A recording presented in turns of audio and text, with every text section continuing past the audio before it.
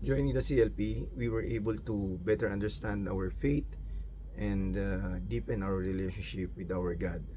And through talks and sharing every week, it enlightened us on how to handle our relationship uh, as a husband and wife, and as a parents to our children, and as a whole family.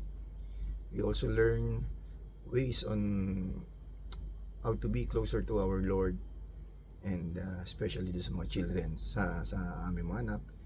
And as for me, on how to lead this family as the head of this family.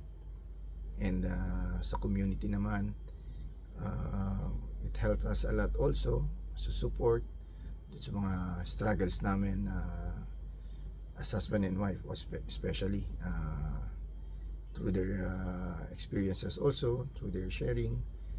We were able to get something uh, on how they get by dun sa mga problems and struggles din nila, na some of them naman is na-experience din namin. So they were able to give advices, support, and time din for us kung kailangan namin ng help din sa aming mga anak.